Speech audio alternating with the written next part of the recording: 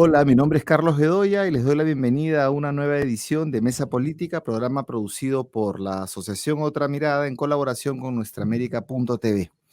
Hoy vamos a conversar sobre la crisis agraria que vivimos en el Perú. Bueno, es una crisis que se está viviendo en varios lugares, pero aquí con unas particularidades.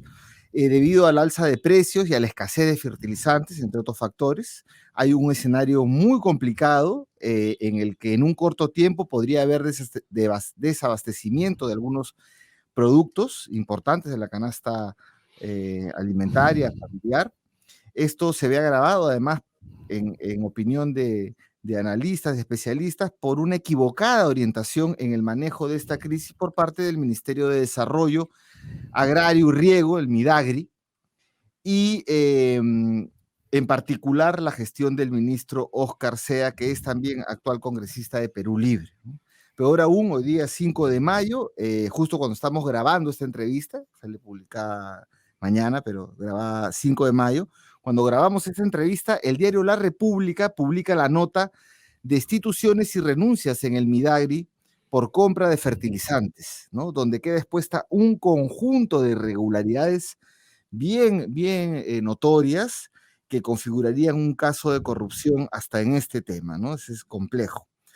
Bueno, para hablar sobre esta crisis y las salidas, la crisis en el agro, los riesgos de un desabastecimiento, la actuación del Midagri y en especial las propuestas para enfrentar esta grave situación en el sector agrario peruano, vamos a conversar con una voz autorizada en el tema, ¿no? Nos acompaña el sociólogo Fernando Eguren, presidente del Centro Peruano de Estudios Sociales, CEPES. Bienvenido, Fernando, qué gusto estar contigo. Muchas gracias, Carlos, por la invitación. Quisiera una brevísima introducción. En el Perú, digamos, existen más de 2 millones de unidades agropecuarias, de predios, ¿no?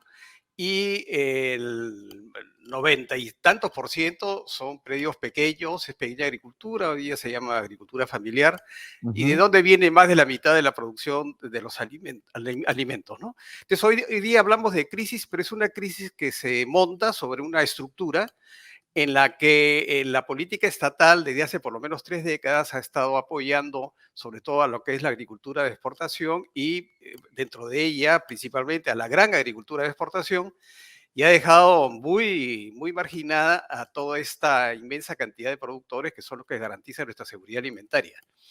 Bueno, entonces sobre eso se monta este problema al cual tú has hecho mención. Muchas gracias por esta precisión, Fernando. Sí, es muy importante tener en cuenta que esto se trata de un problema estructural desatendido y por eso surgió pues la propuesta de la segunda reforma agraria, que ya vamos a conversar de eso, porque no la vemos, ¿no? Bueno, el primer tema. ¿Es posible que en el corto plazo enfrentemos problemas de desabastecimiento de algunos productos, sobre todo de los que se consumen aquí todos los días en las familias? Claro, y hay que ver los problemas de la oferta y los problemas de la demanda, ¿no? En términos de la oferta, del abastecimiento, ¿no? Bueno, nosotros estamos viviendo ahora de cosechas pasadas. El problema se va a suscitar a partir de ahora es las nuevas siembras y van a tener el problema de poco acceso a fertilizantes. Y buena parte de la agricultura comercial, que es la que produce los alimentos, utiliza insumos químicos que son importados, ¿no? Como sabemos, alrededor de, pues toda la urea es importada y el 70% de la provisión de urea la trae Rusia, se traía de Rusia, que ahora ha cortado las exportaciones. Entonces tenemos un grave problema de abastecimiento de urea, que es el principal fertilizante que se utiliza acá, y de precios además de existencias, ¿no? Entonces, eso repercute, por supuesto, en los rendimientos. Entonces, las campañas que nos viene va a ser una campaña con poco uso de urea y hay que esperar ahí pocos rendimientos y por lo tanto menos producción y por lo tanto abastecimiento a partir de la producción nacional. Y el mercado internacional tampoco está fácil. Como sabemos también, desde a mediados del año pasado, los precios de los productos en el mercado mundial, productos alimenticios, también han subido. Y particularmente productos que nosotros, de los cuales somos dependientes, ¿no? El trigo, somos más del 90% del trigo consumido en el Perú, es Ujú, importado. Tres cuartas partes del maíz amarillo duro que abastece a la industria avícola, que a su vez ujú. es es la principal fuente de proteínas animales del peruano, ¿no? Oleaginosas, o sea, varios de los productos que nosotros importamos están los precios por las nubes, y como hay esta conflagración en Europa de dos países importantísimos para la agricultura, para la exportación, que son Rusia y Ucrania, en realidad no sabemos cuándo va a acabar esto y si los precios van a seguir subiendo. Por lo tanto, va a haber desabastecimiento. Cuán intenso sea esto, pues habrá que ir a hacer un seguimiento, pero sí va a haber desabastecimiento, y eso por el lado de la oferta, pero por el lado de la demanda, la recuperación de los ingresos de aquellos que perdieron empleo o que vieron reducidos sus ingresos todavía no se han recuperado totalmente, además en un contexto de inflación. O sea que hay un problema de oferta y problemas de demanda. Entonces la situación es realmente bastante grave, pero ¿sabes lo que es extraordinariamente sorprendente? Es como que el Estado no se da cuenta. O sea, no aprecia la gravedad de la situación, no está tomando las medidas que sean proporcionales al desafío que nos estamos enfrentando, ¿no? Y a pesar de que el huancayazo que se produjo a finales de marzo y se extendió además, y después vino el paro agrario en Cusco, en Puno, dio la primera señal de lo que es no una mirada, no una atención del gobierno. Bueno, ahí ya es como los problemas políticos que hay, porque es como que hemos entrado a una especie de etapa de desgobierno, ¿no? Pero bueno, volviendo a este tema, un poquito para profundizar lo que nos dices, del lado de la oferta, ¿no? Que señalas, ya había, o sea, ya desde hace rato, antes de la guerra, ya estaba, por lo menos medio año, el alza de precios, ¿no? Y que se originó en la crisis de los contenedores, precisamente. Entonces, una crisis fuerte de los contenedores y que generó cierto desabastecimiento por la demora. Ahora, a eso se suma la guerra, ¿no? A eso se suma la guerra, una nueva alza, ¿no? Y, o sea, es como una cadena de desabastecimiento, ¿no? Una cadena de desabastecimiento y a eso se suma lo que ha señalado al final, que no hay una gestión adecuada. Vamos a entrar al tema de la gestión, pero vamos a precisar, por ejemplo, el aceite de girasol, que es la mayoría, desde que ya no consumimos en el Perú ni palma aceitera, ni aceites compuestos, porque es dañino para la salud, ha proliferado el aceite de girasol.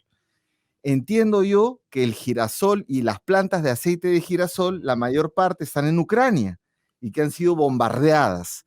Entonces, si acabara la guerra, ojalá mañana, todavía remontar las fábricas, ¿cuánto demoraría? ¿No?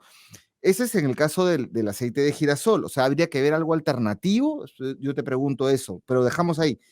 En el caso de los granos, tú has tocado 65% bueno, el 65% del girasol se produce en Ucrania, según los datos que tengo aquí, pero en el caso del trigo, Rusia más Ucrania son el 40% del producto del mercado de la demanda mundial, ¿no? Entonces, y nosotros, como bien has dicho, más del 90% de trigo lo importamos, o sea, pan, harina, para Fideos. fideos, los fideos que también es una manera de alimentarse de manera económica para muchas familias, ¿no? Junto con el pollo. De repente no es lo más recomendable, pero es, ¿no? Entonces, ha señalado. Después el maíz amarillo duro, que con las hojas se mezclan para hacer este producto balanceado para el pollo, que es la principal fuente de proteína, como decías. Y también está el tema de la leche. Entonces, leche, aceite, pan, fideos y pollo. ¿Qué Es productos explosivo, alternativos? Explosivo. es Ah, explosivo. ¿Cómo ves esta situación? ¿Qué alternativas tendrían las personas que se encargan de los cuidados en las casas?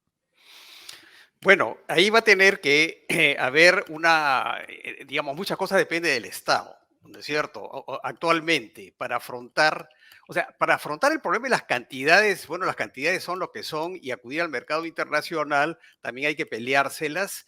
Hay que recordar el papel que cumplió, por ejemplo, la Cancillería con la cuestión de las vacunas, que al inicio había una competencia tremenda entre los diferentes países y hubo que movilizar toda la Cancillería que cumplió un papel muy importante. Hoy estamos en una situación en la cual hay que movilizar igualmente esos recursos, porque hay que comenzar a cosechar, por así decirlo, aquello que importamos de otras fuentes. Y en la situación en que estamos nosotros están otros países también, mucho más dependientes de las importaciones de Ucrania y de Rusia, son varios países de asiáticos y del Oriente Medio que están en este momento buscando alternativas, ¿no es cierto? Entonces vamos a estar en un mundo muy complicado para digamos, conseguir aquellos productos que importamos. Y sobre la producción interna, bueno, es lo que pasa, hay cosas que no se pueden hacer porque se han ido acumulando problemas. Un reciente estudio, digamos, un estudio del año 2018, me parece, realizado con información, en fin, oficial, que es la única que existe para niveles de información agregada, llegó a la conclusión que en el caso del Perú, el desperdicio de alimentos alcanzaba más o menos el 50% de la producción de alimentos. Es decir, Ujú. la mitad de lo que produce el Perú se desperdicia por diferentes razones. El promedio del mundial, según la FAO, es alrededor del 30%. Nosotros estamos en un 50%.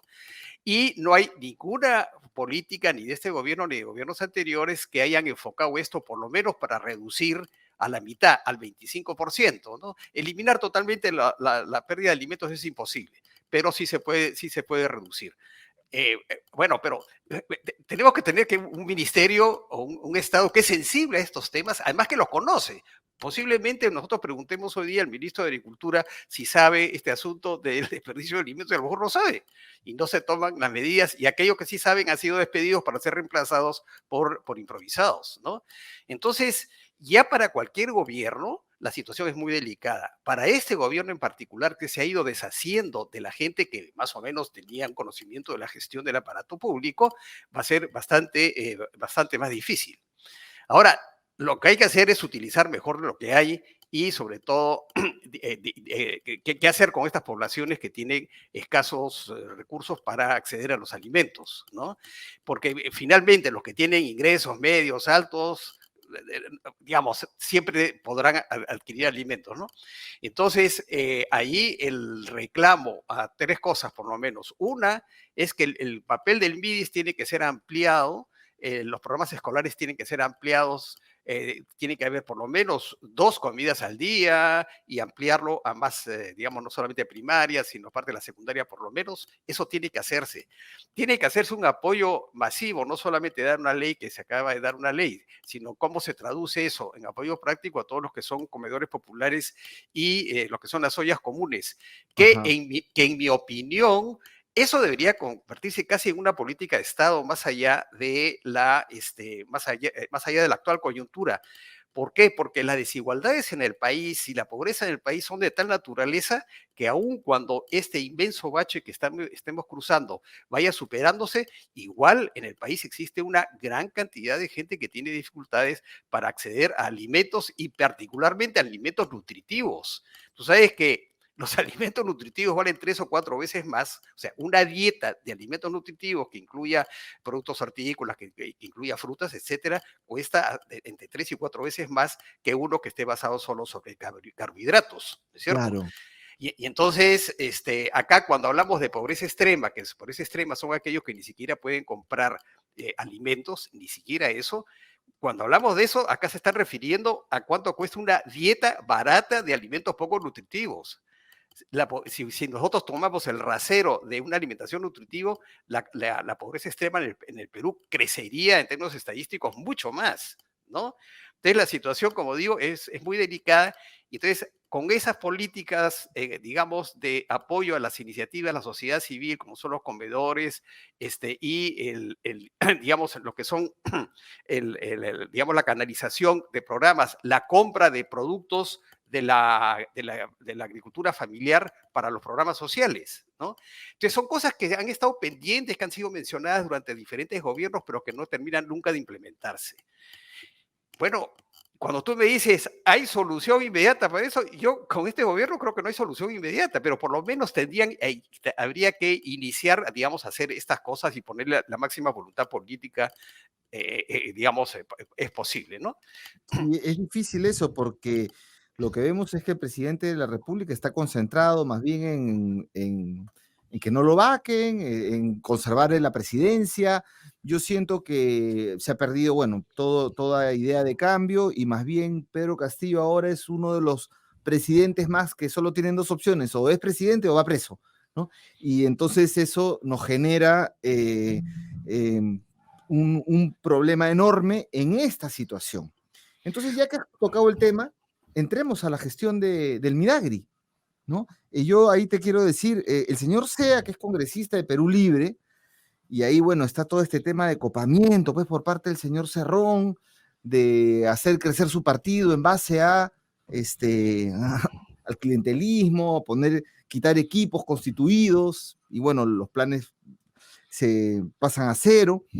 Este, Teniendo eso, bueno, el señor Seas es maestro, ¿no? Pero ha sido presidente 2 veces de la asociación Brown Swiss, es un tipo de ganado, un pequeño ganadero él, ¿no?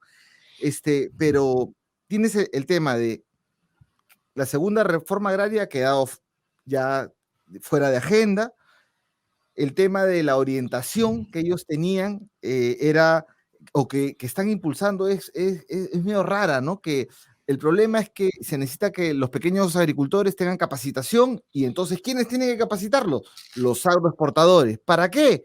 Para que exporten. ¿Y cuál es el incentivo para que les enseñen, ¿no? Les enseñen, es perdonarle incentivos tributarios, con la idea de exportar, o sea, como que están en otra cosa, ¿no? Es una orientación equivocada. A eso le sumas la racia. Tú decías, se necesita un comando COVID para los fertilizantes, pero lo que vemos hoy día es que solamente un señor, Paul Jaimes, secretario general, que nada tiene que ver en ese tema, es el que está negociando la compra con Bolivia y están en juego 974 millones en general que están discutiendo de fondo para la compra de fertilizantes, lo que se necesitan, ¿no? Entonces, a ver, ¿cuál es tu evaluación sobre la gestión ya del Midagri, ¿no? Bueno, obviamente es muy mala, ¿no? A ver, la lógica nos llevaría a concluir que para que digamos, para que un partido vaya construyendo las bases para su propia proyección hacia el futuro, tendría que hacer las cosas bien, ¿no? Entonces, es difícil explicarnos por qué este gobierno hace las cosas que son obviamente mal y que el propio gobierno debe darse cuenta que las está haciendo mal, pero las está haciendo mal como si fuera una cosa planificada, ¿no? Ese es a mí lo que yo no logro explicarme, salvo que lleguemos a la conclusión de que cuanto más desorden, cuanto más caos crea, se van a crear situaciones revolucionarias y vamos a terminar entonces votando todos por, por Perú Libre con su Vladimir Cerrón, presidente. con Vladimir Cerrón, presidente, ¿no es cierto? Salvo en esa concepción, ¿no? Bueno, efectivamente, a lo asombroso, apenas se reemplaza al ministro Maita, efectivamente se manda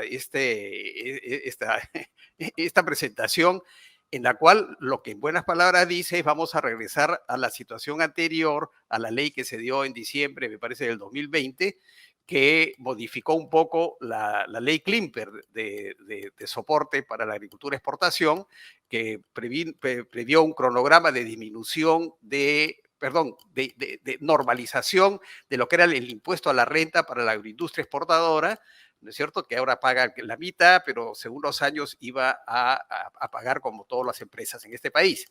Lo que ha hecho con esa propuesta es regresar a esa situación de nuevamente garantizar a la agricultura de exportación con, digamos, estas excepciones tributarias, ¿no?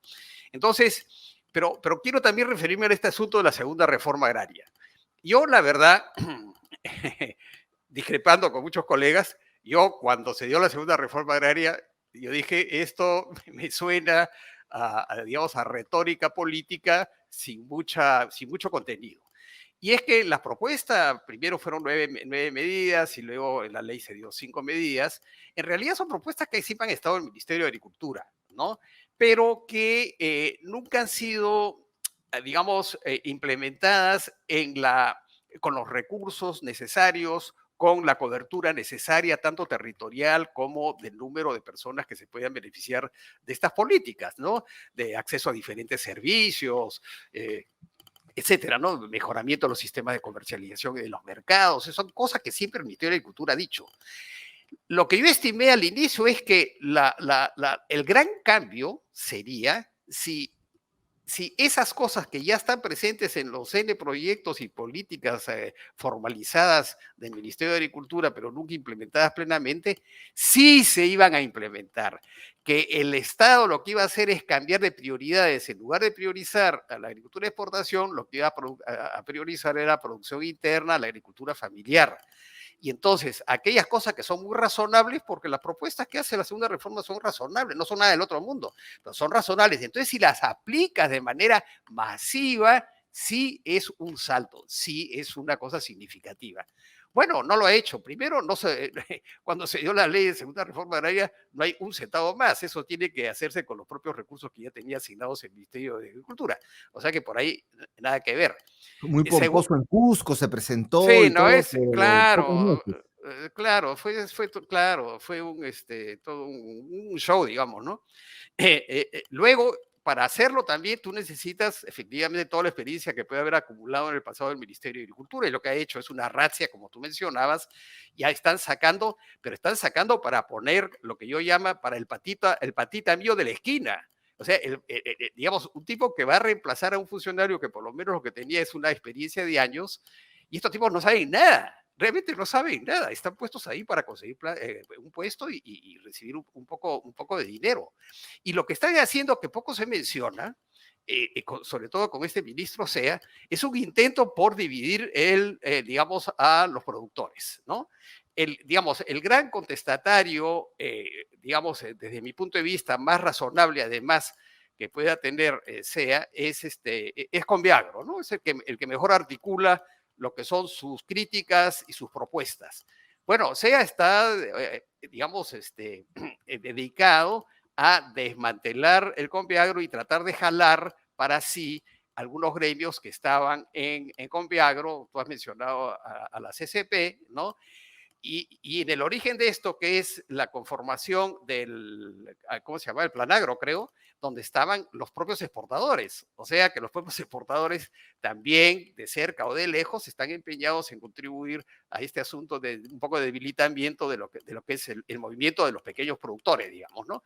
Debilitar un poco a lo que es Conviagro. Entonces, todo esto se presta a múltiples manoseos y manipulaciones, que es lo que estamos lo que estamos viendo. De repente surgen unos portavoces, yo soy el portavoz de todos los productores agrarios, que uno dice, ¿y estos de dónde salieron? Qué mérito han tenido para, digamos, representar y ser la voz de todos los agricultores? Estos mismos que estaban apoyando a SEA para tratar de montar toda esta cuestión de manipulación de gremios, ahora están pidiendo la renuncia en SEA, ¿no? Entonces ya dice, bueno, oye, ¿qué está pasando ahí? ¿No es cierto? Son una serie de luchas que yo no creo que son luchas políticas, yo creo que son luchas por sacar ventajas, no sé si económicas o de qué tipo, ¿no es cierto? Que hay unas luchas intestinas tremendas, ¿no? En el momento menos apropiado, porque estamos en un momento de una crisis tremenda, ¿no? Eso es lo más grave. Entonces, claro, pero uno se pregunta, bueno, ¿y qué es el presidente? Al final de cuentas, ¿qué dice el que está gobernando? ¿Qué hace respecto de eso? ¿Qué opina? Nada, nada, como tú dices, está preocupado ahora está preocupado en mostrar que no plagió, en fin.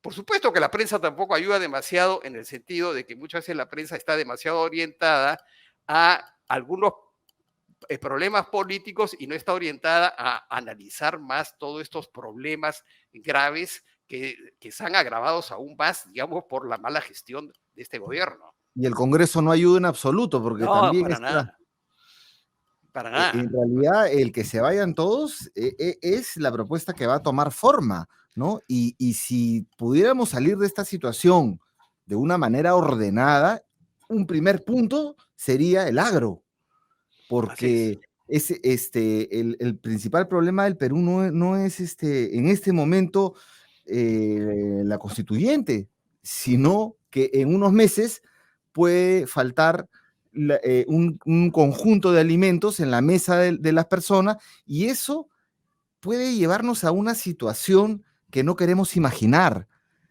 una Así es. situación donde el hambre puede generar una serie de problemas como país y también a problemas de seguridad, problemas, un conjunto de problemas, ¿no? No quiero ni imaginar. Y en esto que tú dices, en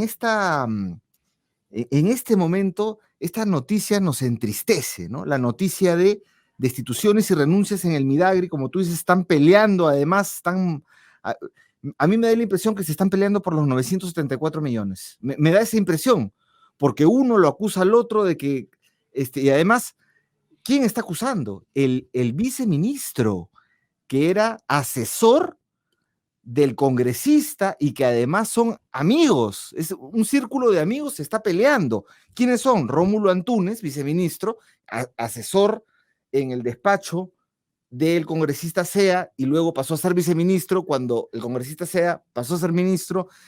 También el jefe de gabinete de asesores, todos ellos del mismo círculo y ahora se están denunciando. ¿Por qué? Porque un cisma, dice la República, ¿no?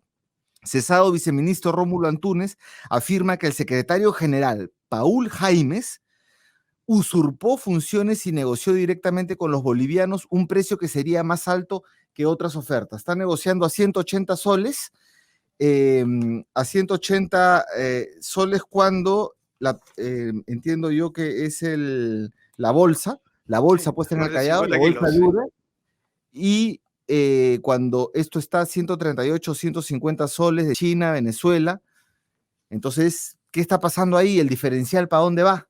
¿No?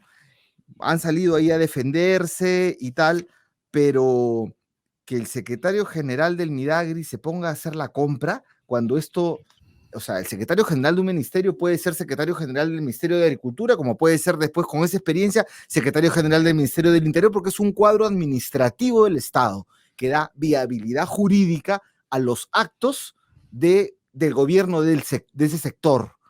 Entonces, ¿qué hace ese señor reemplazando a, digamos, las instancias técnicas que tienen que hacer la compra? Y cuando le dicen al señor, lo llama a la prensa y dice, no, yo cuento con todo el apoyo del ministro. Entonces, ¿qué hay detrás? ¿No? Por favor, ya en este punto creo que hay que ponerse de acuerdo. Y bueno, y la República también pone toda la racia ahí que han sacado Sí. equipos enteros, ¿no? Ahora, sí, ahora fíjate, si tuviéramos un gobierno aceptable, incluso podría uno comenzar a raíz de este problema de la uria a pensar seriamente en ir cambiando la orientación de nuestra agricultura, ¿no es cierto? Digamos, si el problema de la urea es que deja una serie de residuos que son contaminantes y los tiempos indican que lo que debe hacerse es una agricultura que cada vez se acerque, digamos, a las particularidades ecológicas que tienen los diferentes espacios, ¿no es cierto? Entonces, digamos, deberíamos iniciar un proceso de modificación de nuestra agricultura para que se convierta en una agricultura más orgánica, digamos, de manera paulatina. Estas cosas no se pueden hacer de manera, digamos, súbita, más orgánica. Hay digamos, incluso las entidades intergubernamentales tipo FAO, etcétera, lo que están diciendo es que la agricultura industrial, que utiliza muchos insumos industriales, etcétera, es una agricultura que no va, que es parte del problema del cambio climático y de la contaminación, no va. Así es. Sí. Hay que modificar la agricultura. Bueno, esto es una oportunidad para comenzar a modificar precisamente la agricultura y aprovechando la experiencia de que buena parte de nuestros agricultores tienen digamos, tienen conocimiento de la agricultura ecológica, ¿no?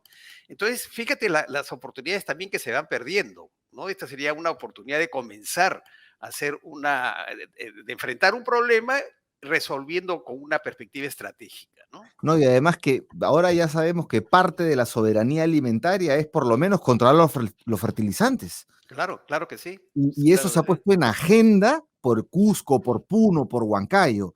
Y eso pues requiere un papel del Estado distinto y ciertamente reformas constitucionales, pero mal favor le hacen a estas reformas constitucionales que el señor presidente útil y sus asesores utilicen el tema del referéndum constitucional simplemente para tratar de desviar la atención, para tratar de marcar la agenda, bueno, con una mecha corta, porque nuevamente ya estamos hablando de todos los temas de corrupción, y nos complica un horizonte de reforma que sí es necesario más allá de la política más pequeña. Y nos pone, Tenemos perdón, que... nos pone en un escenario de mayor polarización, que son la peor condición para ser justamente una constituyente. Es decir, una constituyente compuesta por representantes de una sociedad polarizada, lo que te va a dar es una constitución que consolida y formaliza la polarización, no el consenso. Claro, porque una nueva constitución es un documento de paz, donde tú vas a firmar el armisticio y donde alguien tiene que perder. Se entiende que las élites del poder económico en este estado fujimorista que vivimos ceden poder y salimos del estado subsidiario, salimos de varias cosas, o lo matizamos por lo menos, ¿no?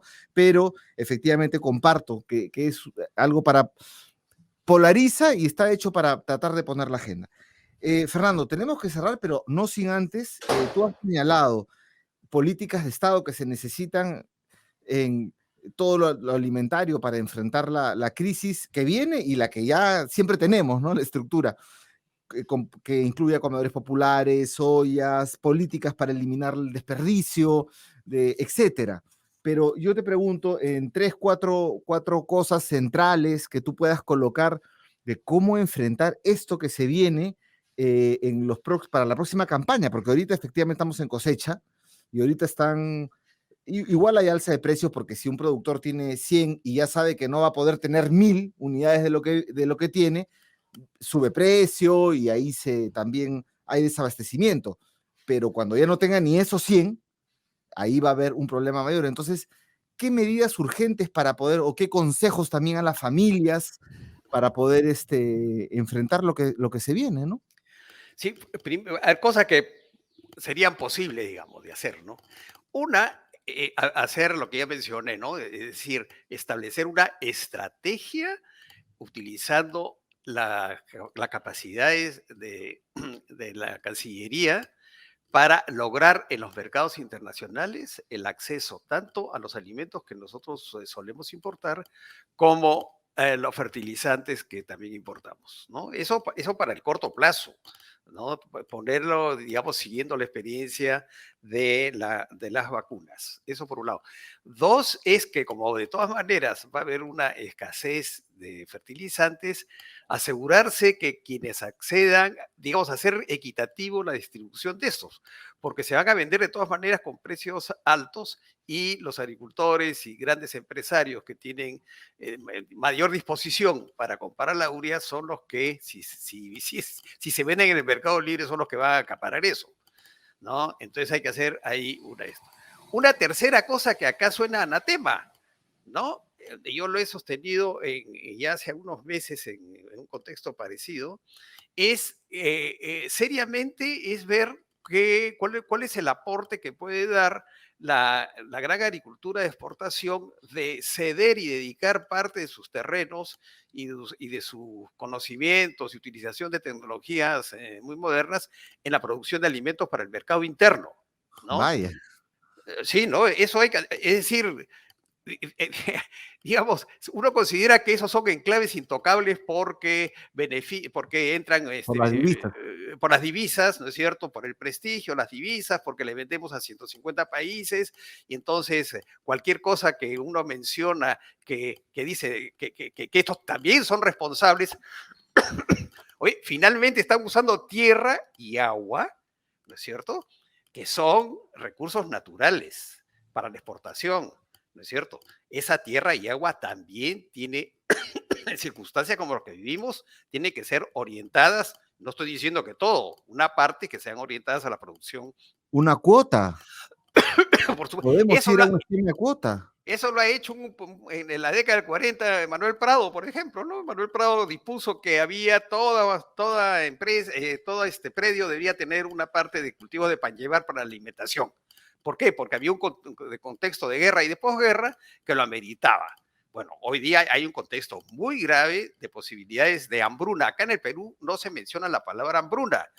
La última vez que se ha utilizado, hasta donde yo sé, la palabra hambruna en el país es de un informe, digamos, una nota que hizo en su libro Carlos Malpicas, un libro publicado en el 70 sobre la cuestión alimentaria en el Perú, sobre una larga sequía que hubo en Puno, ¿no?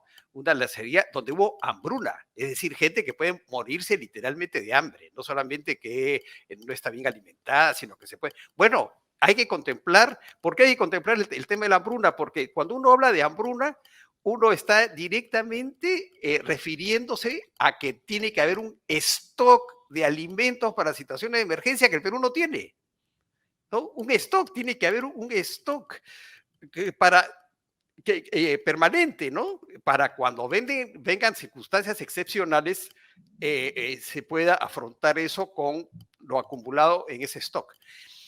Incluso en estudios que se han realizado en diferentes partes del mundo, consideran que para hablar de que un país tiene seguridad alimentaria, debería tener constantemente el 130% de los recursos y alimentos que necesita. O sea, un 30% adicional, que es el que te garantiza de algún modo el poder, digamos, sobrellevar situaciones de emergencia, ¿no? Bueno, acá en la noción de stock alimentario, nada. Muchos campesinos la tienen, digamos, con papa seca, chullo, etcétera, pero digamos, como política pública, eso no existe, ¿no es cierto? Entonces, ¿qué pasa si hay un terremoto, un gran terremoto, etcétera? Nada, no estamos preparados para eso, ¿no? Entonces, hay muchas cosas que se deberían hacer, que no las va a hacer este gobierno muy probablemente, ¿no? Pero que hay que, ¿sabes qué? Lo otro que es lamentable, que no hay partido político ni de izquierda, ni de centro, ni de derecha que tenga en el centro de su interés estos temas, ¿no? Si nosotros revisamos incluso los planes de gobierno últimos de todos los partidos, es increíble la pobreza de planteamientos con relación a muchos temas, ¿no? Pero con relación específicamente al tema alimentario y al tema de la agricultura, es patético. Como si este país, digamos, no tuviese más de la cuarta parte de la población en el campo, según una definición de estadística, ¿no es cierto? Que tiene una definición muy limitativa, con otras definiciones, incluyendo definiciones utilizadas por el Banco Mundial, el Perú tendría una población 40% más o menos rural, simplemente cambiando la definición a una definición que se utiliza más en la Unión Europea, que tiene que ver con densidades de población por territorio, que tiene que ver con distancias a ciudades que pueden considerarse mercados importantes de 100.000 habitantes para adelante, ¿no? O sea, zonas que están alejadas de eso y que tienen una baja densidad poblacional son consideradas rurales, ¿no? Acá no, acá rurales, aquellos, cuando hay más de 500 personas aproximadamente, ya no es rural. Ya no es rural, es de locos, es absurdo, ¿no es cierto? Claro. Entonces, hay tantas cosas por hacer. Y los retornados, además, las personas que retornaron en la pandemia. Ahora, lo otro que también hay que criticar es que el mundo académico, mira, tampoco está en esto. El mundo académico. Pero Fernando, ahora que dices esto, se me viene una conexión. Justo hoy día se está debatiendo también el tema de SUNEDU. Quieren que es un pacto, entre sectores negociantes mafiosos, corruptos de la educación, con quienes viven de todo lo más mediocre. Y entonces, como resultado, es la falta de profesionales en todos los ámbitos. Y esa conexión es mortal, porque tenemos entonces una falta de profesionales que estén pensando en estas cosas. Quedan muy pocos. Sí, bueno, pero hay dos cosas ahí, ¿no? Yo he escuchado ayer una entrevista que hacen a un congresista de Perú Libre que defiende la ley esta aprobada y me pareció absolutamente patético. Los argumentos que tiene son patéticos, ¿no es cierto? Bueno, eso por un lado. Pero aún si funcionasen no hubiese cambios de SUNEDU, etcétera, debemos preguntarle hace cuánto tiempo las universidades están vinculadas al debate sobre las necesidades del país y proponiendo soluciones. Nada, yo creo que en ese sentido están totalmente despolitizadas en el mejor sentido del término político, ¿no es cierto? Nada, han mejorado mucho en términos académicos, algunas de estas universidades, etcétera, pero los temas que estamos planteando en este momento, ¿cuál es el aporte de alguna universidad? Yo no veo ninguno, ¿no? Entonces también yo creo que quizá incluso, como hipótesis, las críticas a SUNEDU encontrarían menos apoyo si es que las personas percibiesen que las universidades tienen un papel mucho más activo en hacer propuestas para el desarrollo del país, Claro. ¿no es cierto? Pero en fin, ese es el Perú que tenemos hoy día. Bueno, lamentable. Ojalá pudieran escucharte, Fernando, en el gobierno, pero están entretenidos en otras cosas y todavía en medio de eso hacen fuga por delante, votan equipos, contratan otros y acá estamos en una emergencia nacional. En emergencia nacional, la agricultura nacional está en emergencia nacional, ¿no? Y creo que debe tratársele así, En lo ¿no? más básico, en lo más básico que tiene que ver con alimentos, en lo más básico. Así es. Sí. Bien, Fernando, vamos a seguir conversando sobre este tema de todas maneras porque esto viene para rato. Te agradecemos mucho. Muchas gracias por haber planteado varias ideas y estas varias propuestas que yo resalto, sobre todo el tema de usar la Cancillería con su experiencia de compra de vacunas para agilizar la compra de insumos alimentarios que importamos y fertilizantes, la equitativa distribución de los fertilizantes, pues lógicamente, el aporte, digamos, del gran agricultor al mercado interno, esto que señalas que es la mala palabra, el stock de alimentos también, que señalas, creo que son 4 propuestas, sobre todo las 3 primeras, y que las 2 primeras inmediatas y las otras 2 para ir conversándolas, ir avanzando ese escenario. Te agradecemos mucho, Fernando, y queridos amigos, queridas amigas de Otra Gracias, Mirada. Carlos. Gracias, Fernando. Será hasta otra oportunidad y les invito a ver esta entrevista en el portal de Otra Mirada, en nuestra América TV, y también van a encontrar mucha más información. Gracias.